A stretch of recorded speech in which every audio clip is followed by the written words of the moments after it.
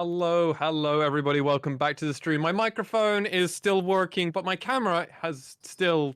Yeah, all right, mate. You don't have to see my face. It's all right. Just got this very intense, pouty stare on the screen instead. Look at that style. I mean, would you Uh, expect anything else from me? Very true. And here we are. We Modeling are photos aside, let's talk League of Legends. We are indeed here. LJLOU must one. Initialize over on the other side of the screen. Bring you coverage of the LJL 2021 Spring Split. We're in the second game of the day. Rascal Jester facing off against V3 Esports. This is game number 6 for the OU live broadcast. And this is the LJLOU's game of the day.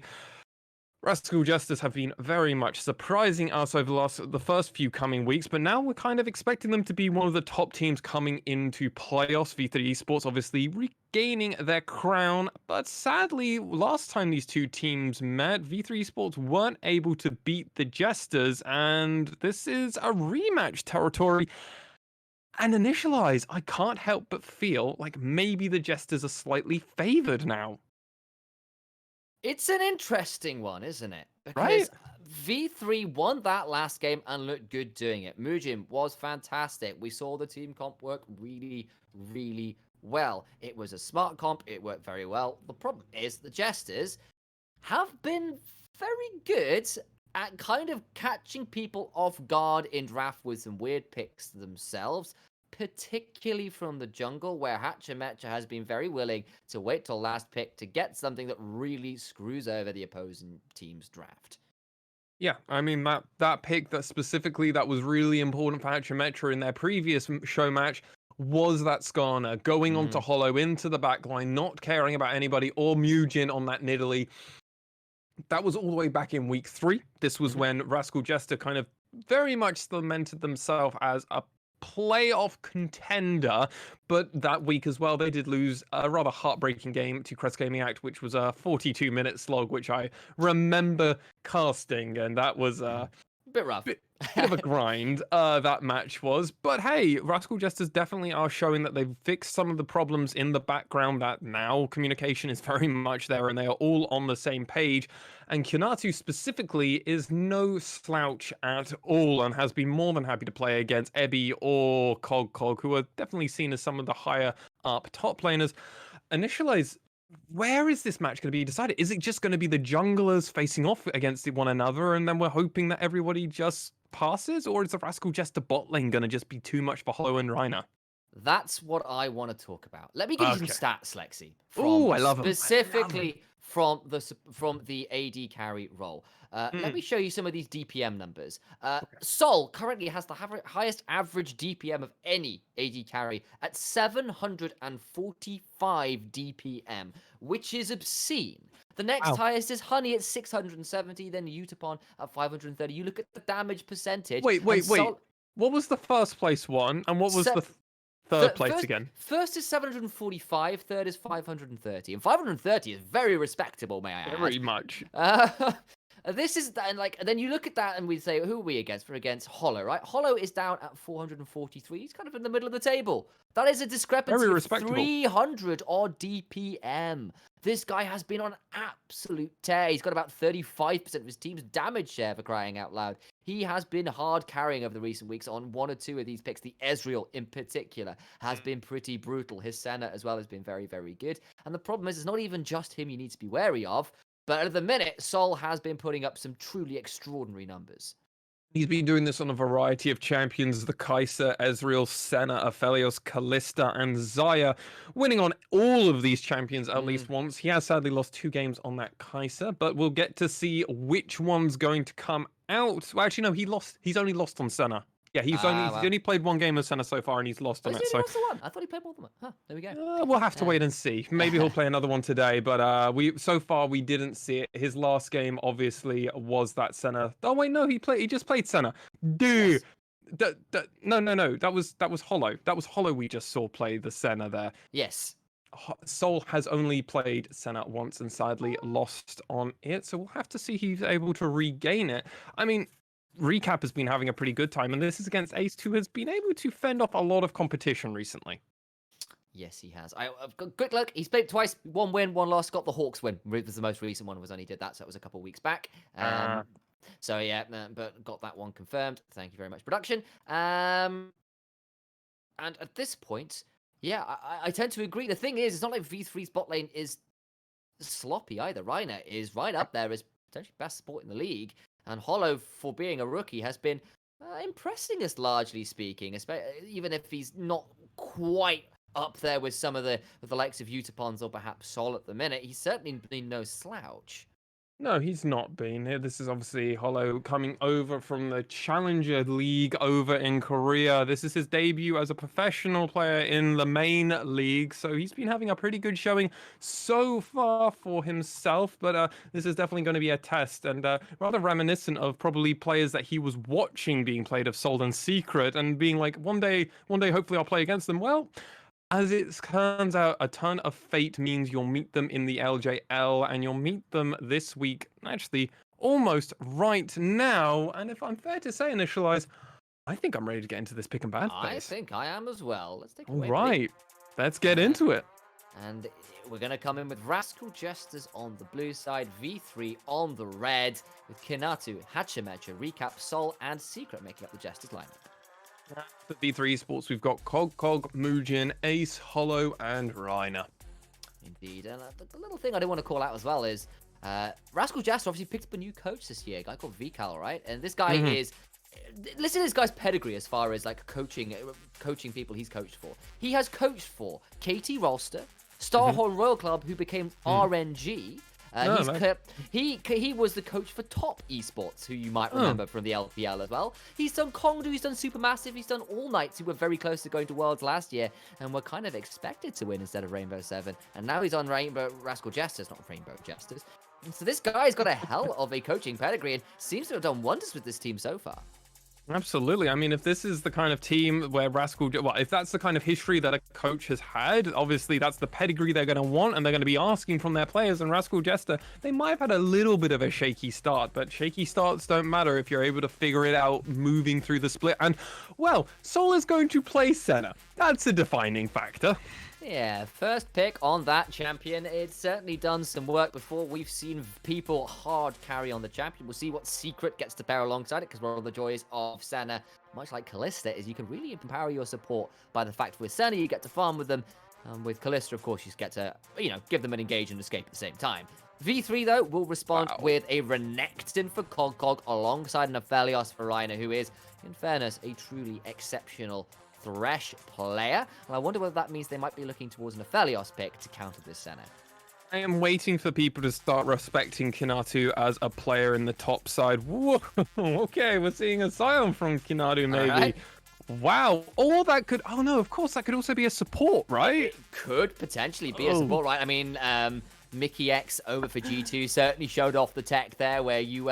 throw that last embrace on a cannon minion, at which point Sion fires away with the Roar of the Slayer, and you basically just get like a flying stun. And Hachimecha locks in the Skada one more time. It says, Muujin, you remember this, buddy? There's no Thresh to back it up this time, so that combo is broken. But that's a lot of frontline for the Jesters with a lot of CC. Yeah, I'm surprised they went with the Sion, but Sion, I guess, is a good way of nullifying what Cog will be looking to do. They are going to be looking the Aphelios lane, so they are basically playing the lane that they lost to last time in this matchup with the Thresh Aphelios. But this is more than okay, because that just goes to Hachimecha and goes, here's a champion you can go on to, and he doesn't have great disengage, and if you get on top of an Aphelios, he will be with you. You're stuck with him because he can't get away from you. So Skada's going to be more than happy with this. It's going to be very interesting to see where Rascal Jester go, because obviously they have got that flexibility with this Sion, which is such a funny thing to say. Yeah, but I know. Absolutely, it could absolutely go down towards that support role, and all the while, of course, Aphelios Thresh is a great lane. Don't get me wrong. It really is. It's been it was V3's staple lane last year when they had Archer on the roster. We know how it works, but if it is a Senna and a Sion lane, that could be very intriguing. But the point being, what it is right now is flexible, so we'll have to wait and see. Muujin has the Nidalee banned away from him. I can't say I disagree with that. He has been really quite phenomenal on it. Whereas V3 are looking to ban away some more top laners because they're clearly aware that could still be a support Sion. It's better to be safe than sorry. What else are you going to do? You can't really ban out Recap. His pool is far too large, so there's no sense in doing that. So we might as well target the top laner. Go, hey, if this Sion's going top, that's fine with us. If it's going support, because that's what you could also do, there's no real supports we want to ban out, apparently, from the side of V3 Esports. So they're just hedging their bets here. 2 jungle bans were going, and they both targeted Muujin here on Nidalee and Matt Karthus. Karthus, of course, another one of those really big AP jungle threats. Still the Lilia, I suppose, is the premier one right now that's still available. But it looks like they might just lock in the Azir and give Muujin last pick on the jungle. He's got to know he's fighting into the Skarner, of course, and this is normally a bit of a Rascal Jester strat to leave that last pick for jungle. This time they're going to give it to Muujin, who has, in fairness, probably earned himself a little bit of that counter pick. He's certainly got the pedigree and the talent to pull it off.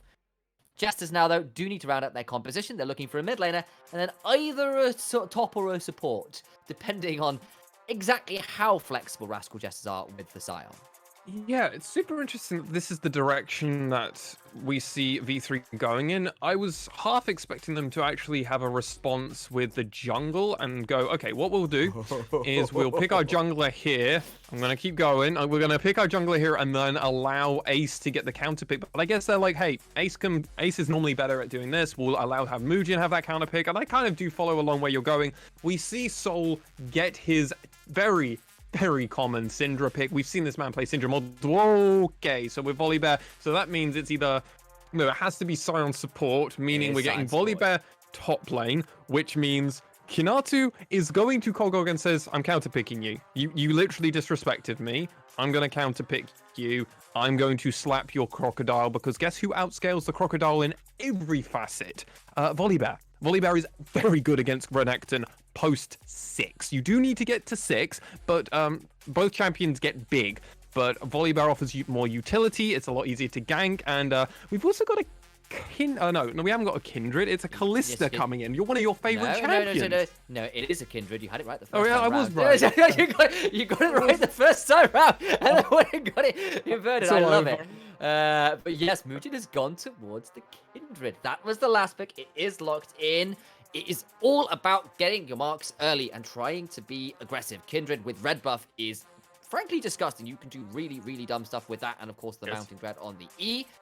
Question is, where does he want to set up for that gank? Potentially look towards pairing up with the Renekton. A lot of CC and damage there, but Volibear just gets to build steel caps, not tabbies anymore, of course. Things like the Bramble Vest very happily, and can kind of work into that. And for Skarner as well, like, yes, you can try and disengage a little bit, but if you're ever around one of those spires, Hachimechi is pretty likely to be able to catch up with you unless you can hop over a wall, which of course Kindred can do. But I would be interested to see exactly what Muujin does on the Kindred, because in some ways, could be a little difficult until you get some marks, because your range is a little short.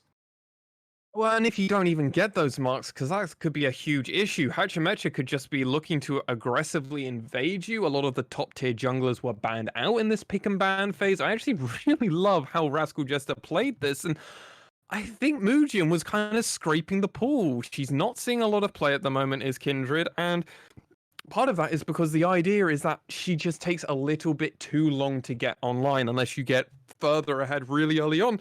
I'm just against Hachimechi and a team of the Jesters who haven't been giving an inch to any other teams. I think you could get away with the pick of Kindred and actually really snowball and take over a game against other teams. But I don't think that's Well, that's the deal, because Kindred is a really weird champion that actually she has quite a strong early game, like that level 3 mark, was you've got all your abilities. If you can go ahead and get a Scuttle Crab plus a mark, plus Scuttle Crab with a mark on, plus a kill with a mark on, you've got 2 marks very early, you are very, very scary. You snowball harder than most junglers really, really quickly, especially if you can then start invading to get those marks in the enemy jungle. And the thing is, and then the other side of that is, you are infinite scaling. If you just keep getting marks, you keep getting more stats. And that is always really, really scary. It's just this kind of weird space that if you don't get marks early, or you don't snowball hard enough in the early game, you have a really big trough until you hit late game, where you start being really, really scary. Of course, that's the really weird space, and it will kind of depend for me about some of this early pressure in lanes. I wonder about how easy it will be for Muujin to get into marks, because if you start face-teching a Skarner as a squishy Kindred, things get quite scary for you. But if you do get ahead, you have got Kindred, Azir, Aphelios for massive 3-item plus damage, which could, I don't care how many tanks you've got, you will die to that. Yeah, you absolutely will. So it's all going to come down to the side of the Jesters. Can they find the picks, or will V3 Esports be able to infinitely scale with this Kindred? Another champion, though, over on the side of Rascal Jesters, which infinitely scales, is going to be this Senna. I assume she's going to be fasting as well. So this Sion could become a very tanky boy. And this might be the way for Rascal Jesters, even if they do fall behind in the mid to early game, because this Kindred can take over this game and they get some good ganks off and everything. Unless V3 are able to well and truly snowball it, this Sion will just start coming further and further into this game. And that's what we've been seeing in a lot of matchups with Fasting Senna is, hey, it's better to just play with 5 champions with loads of items on them as opposed to 4 champions with a support, right? Well, yeah, kind of true. And it basically means that, like, the thing is, like, tanks like Sion, like Maokai, like Tahm Kench, don't actually need that many items to have really, really high utility. If you can, like, if you can fast track them to 1 items, 2 items, at that point, they don't necessarily need that much more gold to be as useful as they're going to be. And effectively, you then have a Skarner, a Volibear, and a, you know, pretend like a weak side top lane Sion as far as tankiness, who's also got a teleport to make that another 3 teleport game. And you just have so much frontline to get with. Of course, on the other side, you have got an Azir, you have got an Aphelios, you have got a Kindred. That's a lot of tank shredding, assuming they get to stand and fire. But, you know, you're basically relying on some really good positioning to ensure you don't get jumped on. Because, you know, you're going to have a Skarner who will be turbo chem tanking at you. You're going to have a Volibear who will be jumping at you with the Stormbringer. And all the rest of it coming at you as well. It could absolutely get quite tricky for these guys to stay alive long enough and stay far enough away for long enough to really shred through these tanks and stay safe. We'll have to see if they're able to scale up, or if they're going to have a problem with the tanks, or if they can just shred through them like there's no problem. That mark going right onto Hachimecha might keep things interested. However, Skarner very early on in this game is more than happy to duel most junglers, and that's been one of the reasons he's actually been coming into priority and favoritism, because he has this ability to do what he wants to do and go where he pleases, almost as if he's a Mundo. So I will say it's generally a standard thing for Kindreds to mark the opposing jungler right first off on the fountain, because you get that cooldown down. And in case somebody invades or you go for the invade, you can find them and try and get that kill early on. And it also means that at that point the mark or the option to refresh who you've got marked comes up before you go for your first gank largely. So basically, Scuttle Crabs are spawned, you'll have the opportunity to mark somebody else, and you can go for the gank with that fresh mark on whoever you're going for. Of course, doing so can give it away that you're looking for them. Which is always a little bit scary. So we'll see. Then you're just getting into mental game territory where it's like, am I going to go for you? Am I not going to go for you? Who knows? That's part of the fun. You can absolutely mental game people. It's hilarious. But did you have something you wanted to say? What else were you saying? Yeah, we just quickly saw some question mark pings going on the top side of V3's jungle coming out from Hachimecha, I would assume. And that's literally the moment Muujin was going over. They don't have vision in that area, but Muujin just being known by Hachimecha of the pathing. They already are well aware. You've target me, I know exactly where you're going, and they're kind of already telling each other where this is going. It's really interesting to just know how on it V3 are, well, Rascal Jesters are when they're doing this pathing and jungling. See, at least early on as well, Jesters have got shove in that bot side, partly because they know the Kindred's going the other way, so they're not going to play too aggressively for it. Partly just Sol and Secret playing pretty well down there to get that shove in on and early. And Muujin will get on, and has he got the Scuttle Crab RNG? I can't see with the Kindred over it. We'll see whether they got the mark off this. I can't see it hovering over this. So I wonder whether there's no mark. No, it is the mark on this one. Good news for Kindred. Phew, that will be the RNG Scuttle Crab spawn going the way of Kindred's favor early on for Muujin.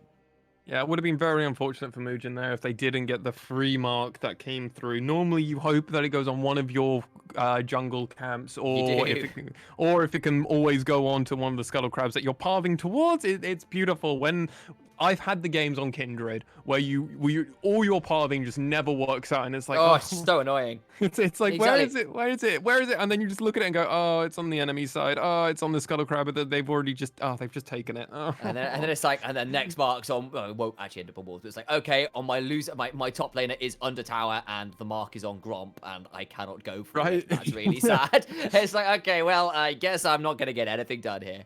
But Muujin is going to go for that early invade. It's got red buff on, which does, of course, make Kindred all the scarier, thinking about hopping over the wall. But remember, this is on Spires, so it does have to be a little bit further forwards, but the Dance of Arrows is there. Gromp resets, and now Muujin just takes away control. Ward is sitting around in the Wolf's Frenzy is the W. There we go. Remember the name of that one. I used to play with the champion. There we go. Hang on. It's Dance of Arrows, Wolf's Frenzy, Mounting Dread, and Lamb's Respite, I believe. And then Mark of the Kindred, I think, is the passive, if I remember correctly. Fingers crossed. I think that's the right name for the passive. Either way, Muujin going to take up the Gromp. Oh, no. Hatchman doesn't come and steal it. Is he going over the smite? It's taken by Muujin. Okay. Oh. Hatchman didn't have his smite, but thankfully Muujin did have his up, so he was able to secure it. Okay, well, Kindred doing Kindred things. You could definitely look to be super aggressive. It's a big fight to the bot side. Secret taken so very low. But Curse of the Black Mist makes it too hard for them to continue trading. Secret, of course, has got Teleport, so we'll be able to come back to this lane and hopefully take it straight back. But Reiner stepping forwards, being obnoxious because he's Thresh and can throw out death sentences, will force a more awkward reset from the Jester's bot lane. I've never seen Mecha Scion's recall fully before. I didn't realize he went. It's really cool. I didn't realize he went into a little box like Wally and then basically popped out like that in the fountain. That's actually really cute. I like that. I like little things like that, honestly, where it just kind of Mecha Malphite turns into a drill and drills into the ground and comes out in the fountain. Oh, cool. Seriously? Yeah. Nice hold on the tongue there, but you're absolutely right. It's really cool. Yeah, I you know me, sir. You know me far too well. Broadcast Lexi. It's not real life Lexi. We'll put it that way. We're going to see Cock teleport to the ward in the river. We'll move on from that conversation rapidly. So, Kindred has got an early mark, but not managed to push too much further. You're looking really for 4 marks by 18 minutes. That is the gold standard. 4 marks is where you get your range increase. Second mark spawns on the Scuttle Crab, and they will get that mark very quickly. Kindred feeling relatively happy about this early game, at least in terms of the mark setting. Yeah, Muujin, this will be mark number 3 because they got the Gromp, got Scuttle Crab, third Scuttle Crab. That's going to be great for them. No, Secret's not able to find him there, so he's all right for now. And Hatchametcha, I still don't know if you quite want to fight Muujin. Yeah, I don't. Not with Ace being around there. Maybe if you have vision, if you're in melee already, you can definitely do some work. But yeah, actually, you're right. And I think one thing we've actually completely forgotten about, and I think honestly the rest of Rascal Jesters have forgotten about, is Kinatu in this top lane. I mentioned pre-6, Renekton absolutely dumpsters Volibear. Yep. And it becomes incredibly difficult for Volibear to play this in the early game. We've seen multiple players go, okay, you play Volibear early game, you can get literally put to the side. It becomes incredibly difficult to play this game. But TP's coming in.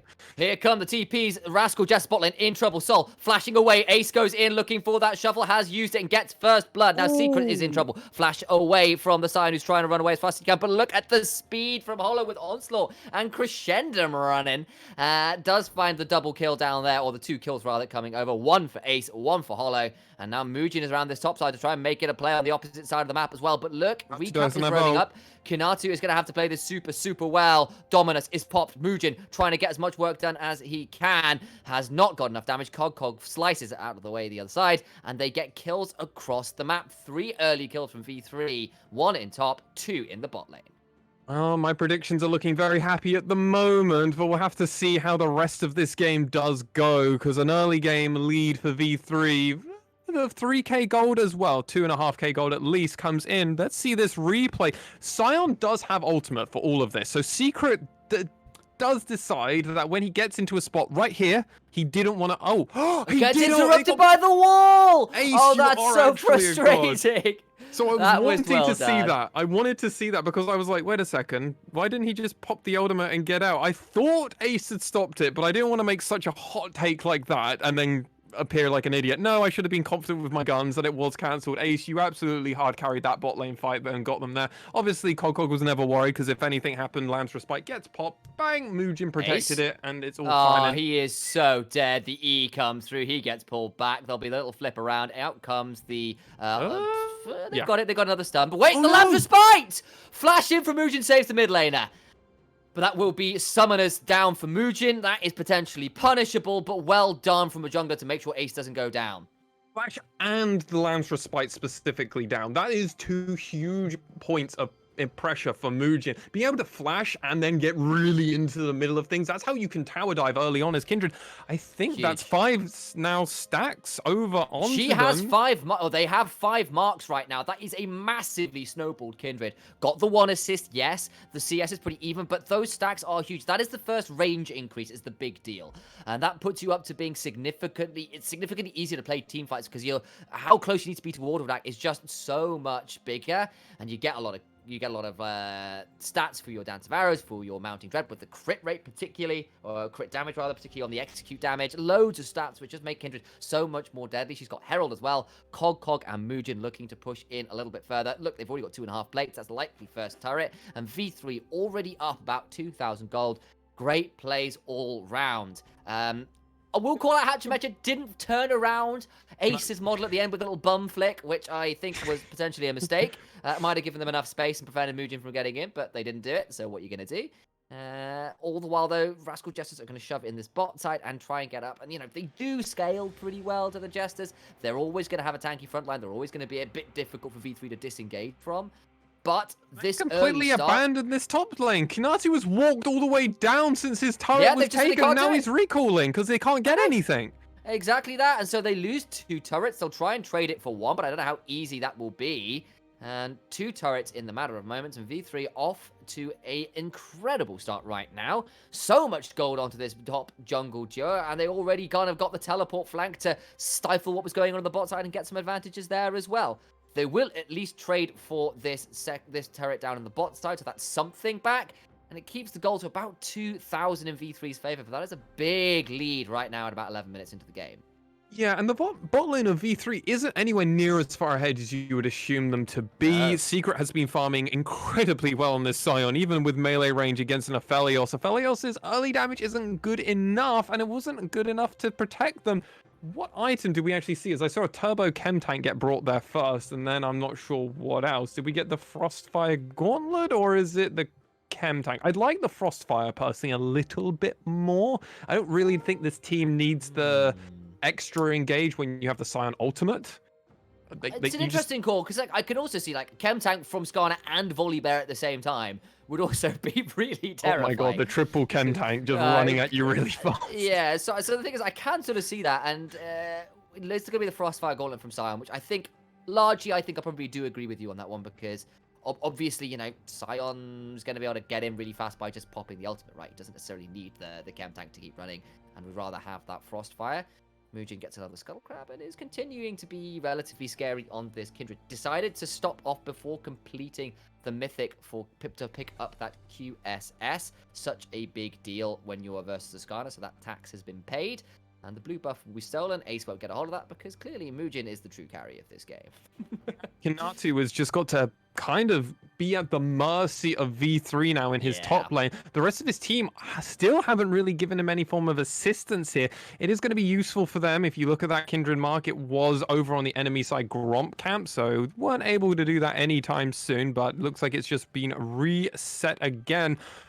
And this Kindred on Mugen is currently really controlling a lot of the tempo. Not a lot of kills have been happening. Honestly, Rhino's been doing a lot in this bot lane, but it's just the amount of pressure that Kinatu and also Recap have not been able to really do around the map. They've been kind of forced to stay in their lane. I love this. I think that was Mugen waiting to see whether the next mark of the Kindred would spawn, because that was the only camp up, so it's the only one it could have gone down on. But I think because it came through, it wasn't going to be spawning quite yet. He's waiting, see, for that mark of the Kindred to come up, I think, to try and get it.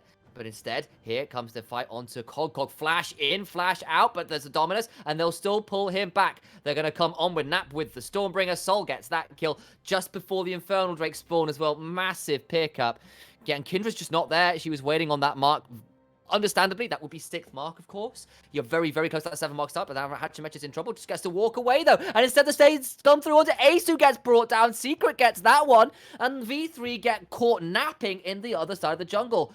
They thought they were super secure, and Rascal Jester pull the trigger, get 2 kills back, will get a second Drake for themselves. And that is a nice series of play from the Jesters. huge outpour from the Jesters there. They're able to all back one another up. And when Hachimecha looked like he was in a pretty precarious situation, it was not actually the case. You're stuck in here with me, not I'm stuck in there with you. Very Sconner-esque, I feel. And with all of this, as we come into this replay, this was just a call that was made 30 seconds before Dragon was coming up. This is just Cog really far up, flash over. Hachimecha's like, it's fine. This is worthwhile. We get to secure Dragon through this. They have to delete. Don't even need to bum flick to make sure we get the kill.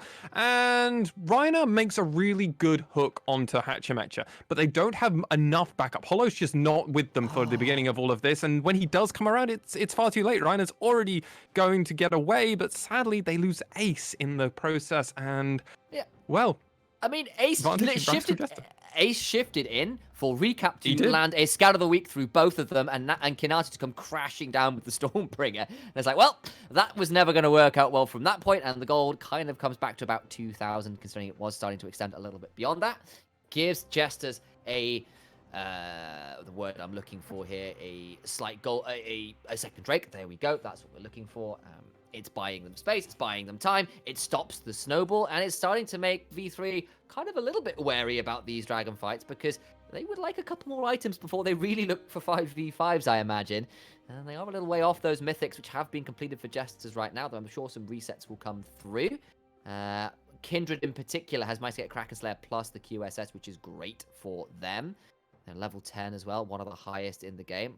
Just continuing to play around Cog on this Renekton, who has been given so many resources in this early game alongside the Kindred. Whereas Rascal Jester's definitely playing a little bit more as a goon squad to just run at people with all their CC. I love the reference of Goon Squad there. I do feel like the Monstars are coming out and they are looking to try and find something there. And Renekton would definitely agree with them with the nightmares and duality that Kindred does offer with her personality with Wolf. But as we look to see where these teams are fighting, Rift Scuttlecraft, well, no, not Rift Scuttle. Herald just went down due to timing reasons, meaning that we're going to be fighting over this dragon when it does pop up. We are on a Cloud Rift, yet again initialized, so it's going to be interesting to see the direction in which these two teams are able to fight over it, as while there is a few, like a 2k gold lead over for V3 at the moment, it's not going to be enough to really change the dynamics of this fight. Cog is ahead, but Hachimecha? Okay, he's in here. Let's see whether he can escape. He's still pretty fast as a Scar. Look, with the Chem Tank as well. He just gets to run so quick. He's got Phase Rush Chem Tank. Are you sure you want to kick that guy up? He puts up the Crystalline Exoskeleton as well, and that gives him a speed buff. And he's on the Speed Shrine. The Skarner Spires just give him even more speed as well. So speed on speed on speed equals the fastest Scorpion in the West. He just gets out quite nice and easily. Yeah. I'm looking around here as well and sort of thinking, well, Kindred waited around for that wolf camp, right? You saw her hanging around to try and get that mark, and it didn't spawn, so she didn't even get the mark despite hanging around while all that play was going on. And that's a bit of a frustration for them. Now, Hachimecha's going to step forward, try and get onto Mugen. The smite is there to slow him down. Back over to the blast plant, but Sion just goes the other way, knocked up, and Mugen is in such a difficult position. Recap gets it, and Mugen just a little over-eager on the engage, and 2v4, the Goon Squad comes out on top. Now, what is there for Rascal Jester to get? There's not like there's any of their turrets are particularly pushed in. All of their minion waves aren't anywhere. There's no neutral objectives on the map. Obviously, if Baron was up, of course the Rascal Jester would go for it, but it's not going to be up for another 2 more minutes, so they've got to wait for the 20-minute mark to get that. Cloud Drake isn't up for another minute, so while Mugen did make a mistake, the reason that they didn't pop that Land's Respite is because, hey, we're going to need it for when Cloud Dragon comes up. There's no reason for us to fight it. We know that you want to get this dragon as well in a minute, so hey, it's frustrating, but the kill isn't the worst thing to happen. It does close this gold lead, though, to about, well, definitively to a 2k point, and good thing for the Justice before this fight. Mythics have come in for every member. I was worried about Kinatu because he is so far down against Cog at the moment. He's been left weak side with a kind of underlined the weak side. I mean, I thought you would like throw it into italics so it stands out, but you've got it in smaller text so no one else can really pay attention to it. It's like terms and conditions. That's the size of Kinatu at the moment on this volley. But hey, one big fight would help him. Yeah, and the thing is, he's still got the 3 assists. He's still useful at this point. The thing is, like, you've still got a Scion that's just as tanky, right? He's got his mythic for a while. You've got the Turbo Chem tank. You can just run with Skarner and Volibear, and they're not there to do damage. They're just there to bring in the innate CC in a lot of ways. It's not the Trinity Force Volibear from the last game, so we'll see how this one plays out. And he's still matching Cog on the levels. I'm just waiting for them to make this point, and Hook has been landed. Yeah, oh, no. But it's on to the Volibear, who had a shield from the Stormbreaker. I don't think they're gonna go for that. But Cog taking a bit of a chunk early on. Of course, has Dominus. Hatchemecha lands the fracture coming through, but won't activate the stun with the auto. That's the Moonlight Vigil. It's on to Sol, who gets flayed back and goes down. Initial kill to V3. It's now the 4v5. Kinatu in a difficult spot as well. Mujin hopping forward, trying to get some down Tavares, but takes a lot of damage in response. Big scout of the week from Recap. Sol does get picked, though, and that means that maybe they just have to give up this dragon fight with the AD carry being picked and dead. V3 still need to be very careful. Senna ultimate will be coming up in 10 seconds, so they will have that global impact. Hatchemecha still has the ultimate as well. It looks like Mujin's just being left. I think the Herald was about to time out, so they tried to get something from it while the dragon was going on. It gets interrupted just before the contact comes through, so Herald, fortunately for the Jesters, is wasted. Mujin solos out the dragon, and V3 find a nice pick in the mid lane.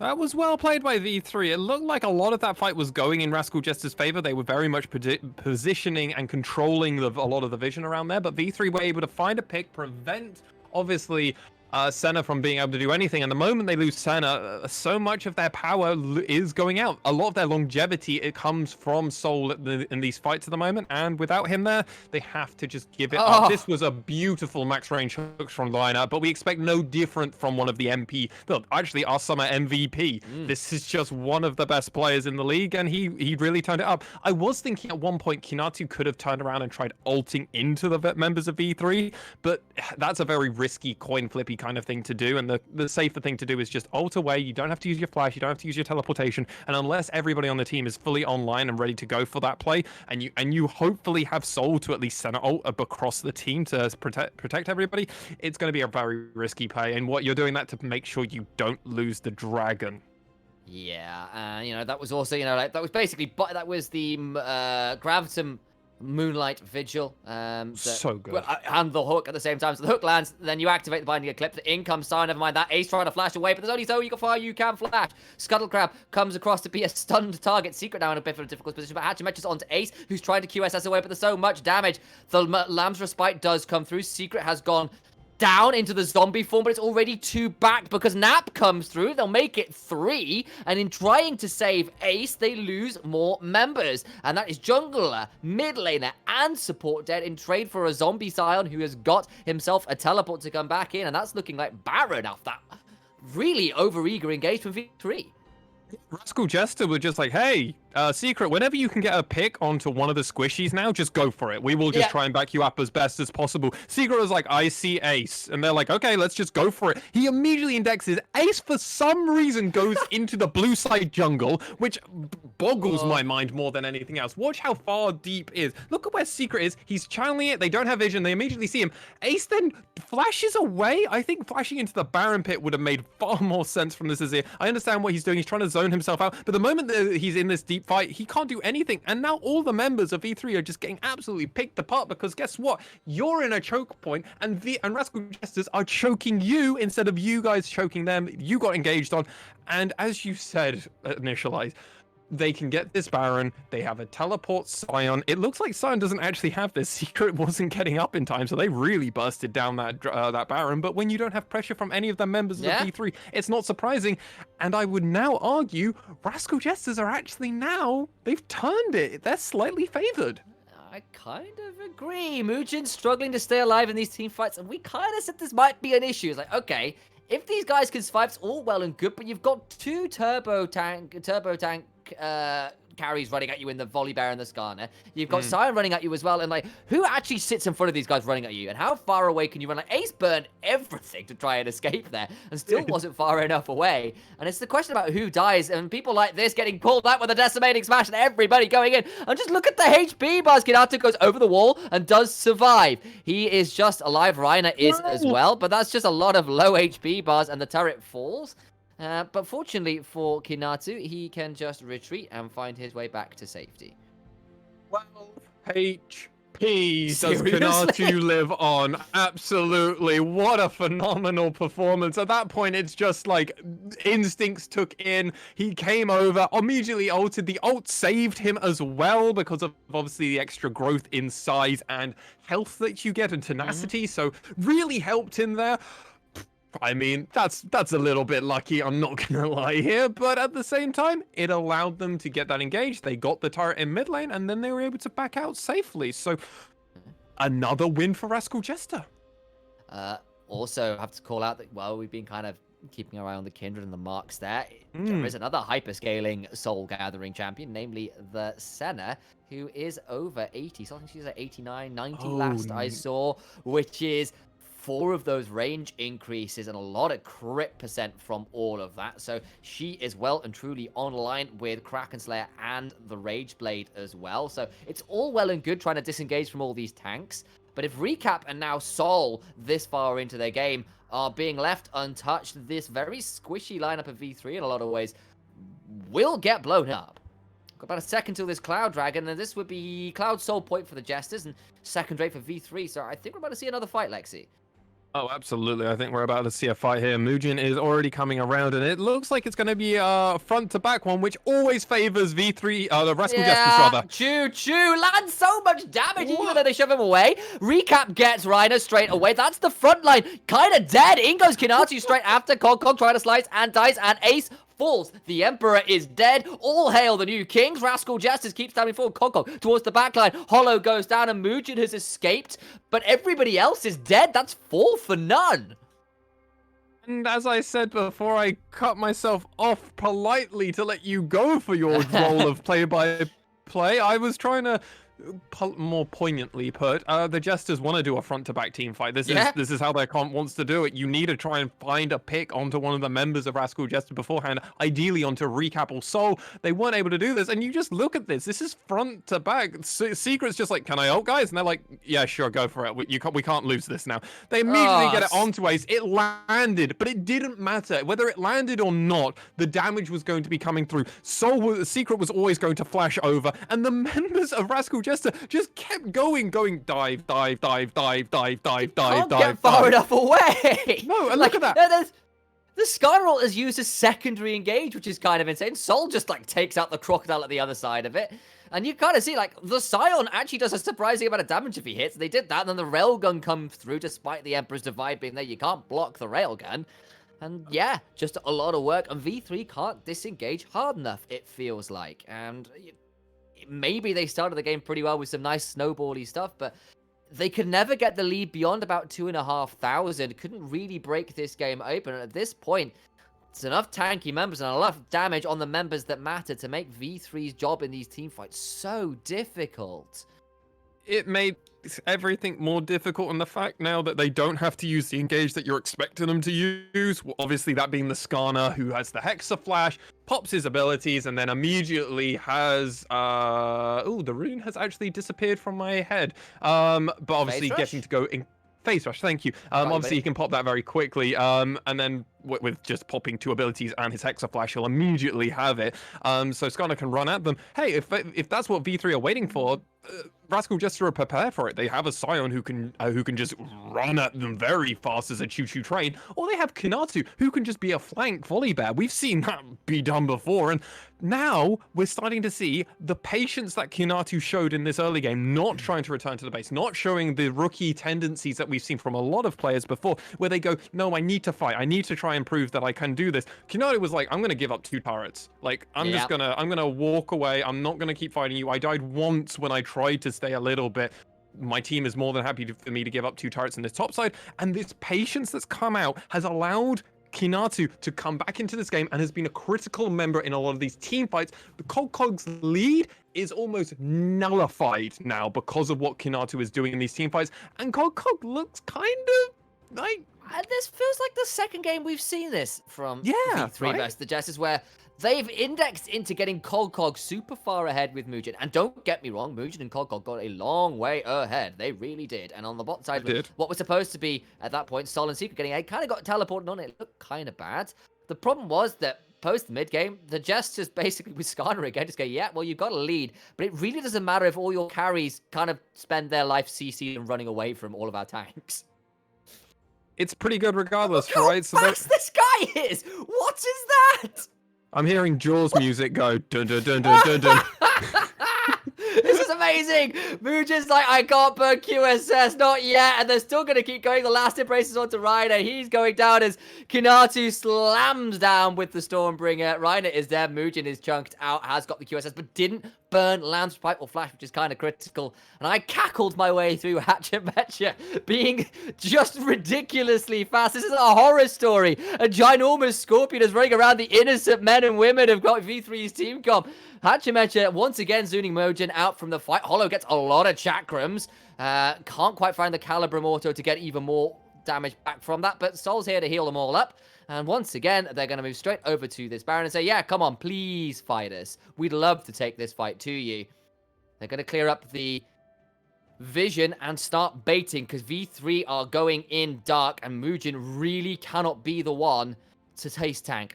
Decimating Smash will be avoided by Ace, who wisely doesn't walk up. Muujin throws in that pink ward at the back end of that pit to know it's not going on quite yet, but Hatchima just doing it again. Do you again? The speed buff is here. Here we go again. There's only so far you can run. Look how quick this man is! He's going to keep walking forwards. Cog those steps there, looking to try and get something down. Runs that Ruthless Predator to buy some staves, but it is not going to lead to too much more than that, and this is the problem. Effectively, what is considered an overstep at this point, Lexi? Hatchemetcha can be so damn quick alongside all the other tanks that it's so difficult to know what exactly is a safe space to walk up and ward, and you do need to walk up and ward because otherwise this Baron will go down. Yeah, absolutely, and this is a huge concern for the side of V3 Esports. They've been falling further and further behind as this game keeps going longer, and while we did mention, obviously, Muujin does have that infinite scaling on this Kindred, you're relying on finding all of those picks on and be able to get those marks, whereas Sol is more than happy to keep going, and Hatchemetcha has his own... Ace, that teleport sucked, in the words of Kobe. It was definitely a bit bold. Hatchemetcha to stun that Reiner gets stunned. He's getting flashed away from, but the Glacial Auto start coming through. Sol is at Caitlyn range now. That's how many souls he has. Now Cog has to get over the wall. Kinatu is there. They get the hook onto Hatchemetcha. Maybe they can turn around, but the shields and the Dawning Shadow put to bed Reiner, who is going to join Ace in the Death Chamber alongside Cog and Muujin, and Hollow are the two members remaining. And Rascal Jester can turn back to look at Baron now they've caught out so many members. Now, with that all said, we're going to see Secret walk along down to this dragon just to make sure that Muujin doesn't try and do anything fancy or slippery with that dragon, as the members of Rascal Jester will just clean up this Baron fight, this Baron, and then we'll run over and assist their support carry. We need to figure out a proper name to call the Fasting Center supports, because you can't call them supports. They're the support carry? Bot lane associate. I like that, actually. I'm going to call him the bot lane associate. It sounds like this is Senna and her associate Scion. I mean, I would be a scary associate if she walked into a legal law room and you just see a Scion. This is my associate in a suit just there. Oh my god, I want suit Scion now. I actually would love to see that business casual Scion as we come into this replay. And it all comes out, just as you mentioned, Kobe, this teleport sucks. There's no reason for it. And what's worse is that you've got no vision on the side of Rascal Jester. They could be anywhere, and that's where you want to go for it? Really? And the one in the back of the pit as well. I think that was a bit of a mistake from Ace. Obviously, I don't think he saw Rascal Jester, but either way, it gets him dead real quickly without the Azir. I mean, everything else, you just walk up. They catch Hatchemetcha, but for how long? Look at the shields from the Dawning Shadow! Watch the flash. We saw 2 flashes get burnt there immediately by the Rascal Jesters. They're just like, can we get a kill? Okay, trade flash for kill, trade flash for kill. We saw both Kinatu and Secret flash over the wall, so that's why their flashes are currently down, because, hey, they wanted more kills, and kills mean winning game, or it meant getting Baron and also Cloud Soul, which has just come in, so their ultimates are going to be up again. All of the ultimates for both sides are in, so we're going to be seeing a big final fight, I think, for both these teams. I think so, but V3 have got to find a way to keep their carries at high enough HP in a position where it has been so difficult to stay alive and stay firing.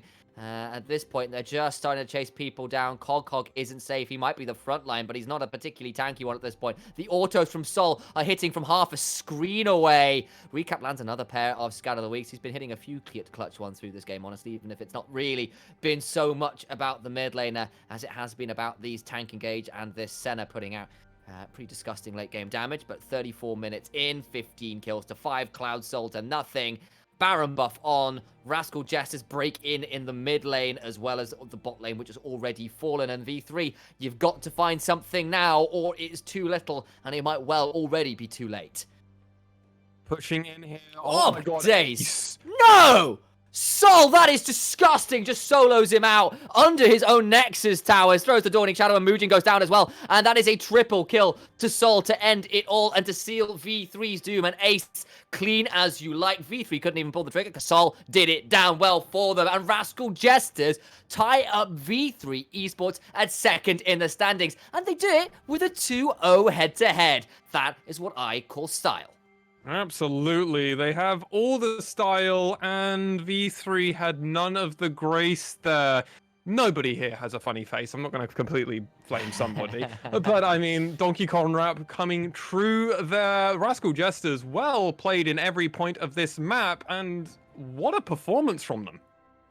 Completely true. It was really good stuff. I mean, credit, of course, to V3 Esports for their early game. For the way they managed to get some stuff going on the top lane and the bot lane for getting this Kindred so many marks early on. But then you start seeing the Turbo Chem tanks and Run Fast Scorpion does its job. However, to take us a little bit deeper into this game, we're going to cut away to a quick break. And when we come back, we'll be here with an analyst desk, some truly erudite thoughts to break open this game.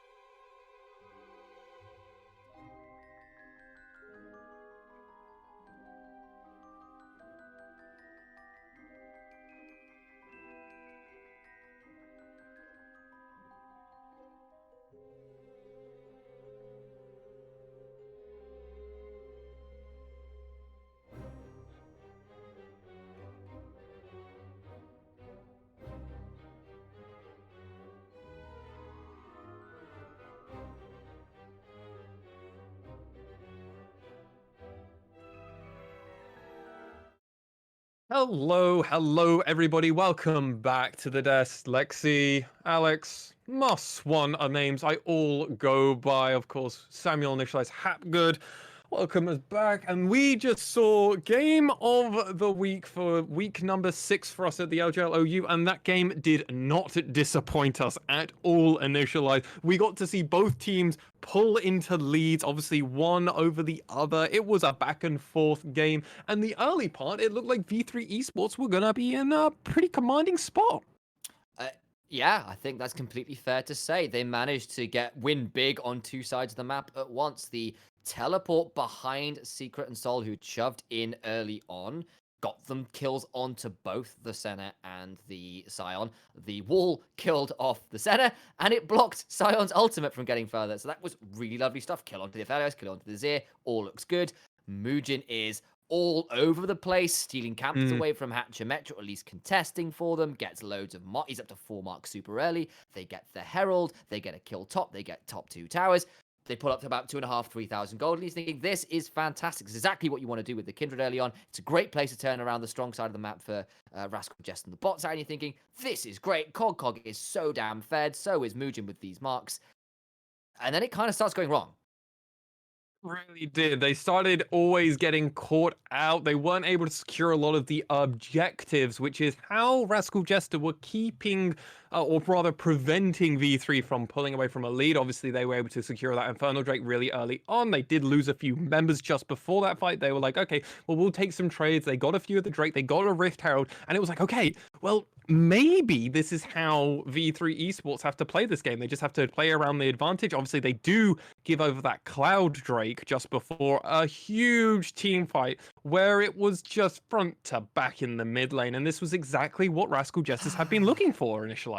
And there's just so many times that it happens where basically the Goon Squad starts to come together for the Rascal Jesters. They have Turbo Chem Tank on a Volibear who can jump in over the wall. You have a Skarner who is Turbo Chem Tanking and not the only engaged, so there's only so much you can QSS, which makes his life so much easier. And then you got Scion as well, who is, like, as we said, it's Senna's associate, not just a random support. This guy is as tanky, or at least 2/3 as tanky as a regular top laner.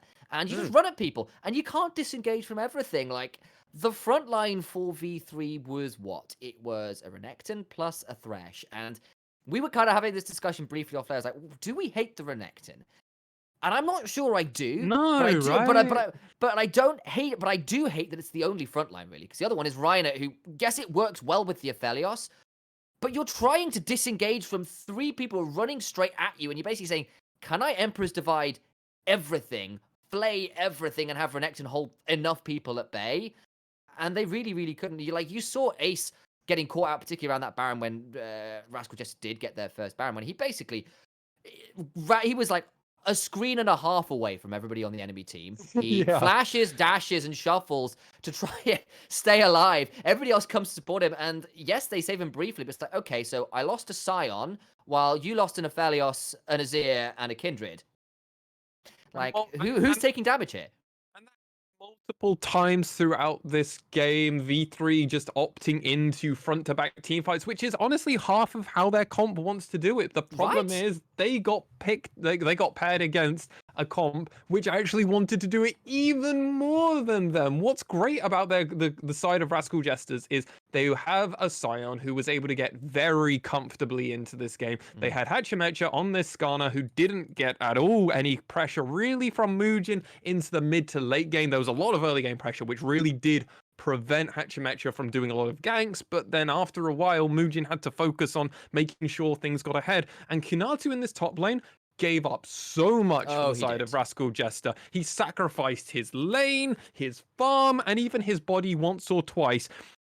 But after that, I mean, the reason I'm saying twice, even though he only died once, 12 HP is close enough where you're just like, hey, yeah, close enough. Yeah. You got lucky enough, mate. Close enough. But that's how they kept doing it. They kept Sol, except for one fight where honestly V3 were able to get a pick on them, but Recap didn't die this game, and that's how this fight just went. Rascal Jester were very happy to keep doing this. I mean, Sol once again had another phenomenal game. Like, this guy had 40% of the damage of his team and did 782 DPM on the Senna.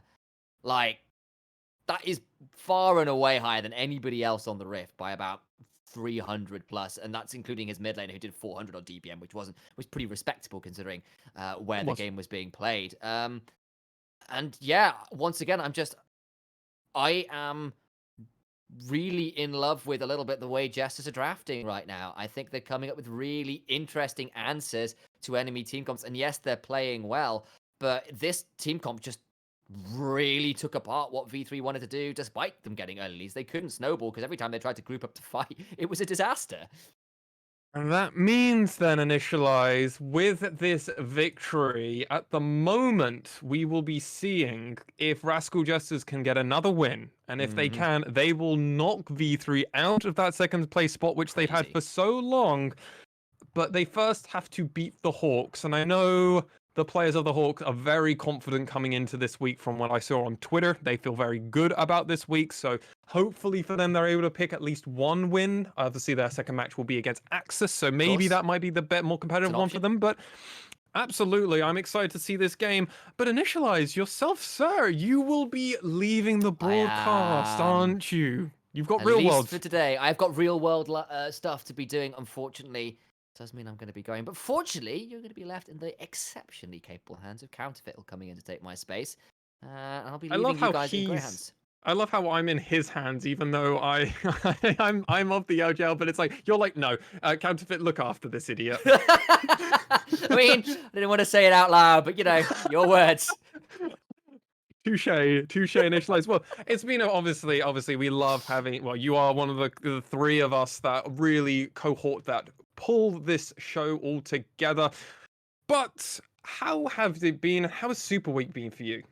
It's been a lot of fun. There's been some fantastic games. It's been one or two a little slow, and it's been a lot of work, but I think it's been worthwhile doing it. It's been great to cover them all so quickly and get them out of the way, and I really enjoyed that last game particularly. So much fun, worthy of that match of the week status. Great drafts.